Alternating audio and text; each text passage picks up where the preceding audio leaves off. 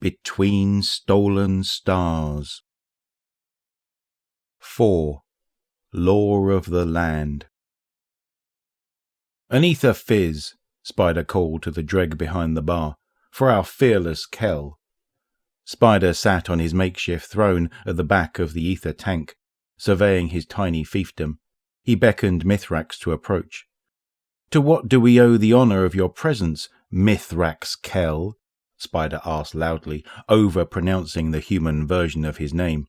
"Surely you have more important people to see than a humble entrepreneur like myself, those at the top of the tower, for instance." Mithrax noted a few sharp scoffs amongst the crowd at Spider's mention of the tower. "I wish to make clear the rules of the Elixni Quarter," Mithrax said, "so that there are no misunderstandings." "Of course," Spider proclaimed with faux deference. "Misunderstandings are how people get left behind. We wouldn't want that." Mithrax huffed at Spider's indelicate allusion. His retort was interrupted by a polite chitter at his side. He looked down to see the dreg from behind the bar proffer a small ether canister. Mithrax attached the ether canister to his rebreather and took a sharp pull. He was pleasantly surprised by the sensation. It was at once filling and effervescent. The House of Light had been living on the most basic ether for so long that he forgot how delightful such concoctions were.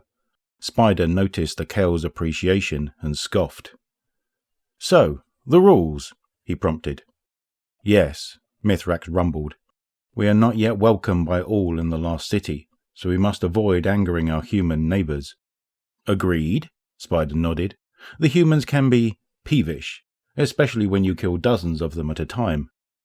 Mithrax ignored the jab and pressed on. "That is why there must be no violence inside the city walls. Ever." "This is the Elixni Quarter, is it not?" Spider bristled. "The Elixni should be free to mete out justice as needed, in our own way."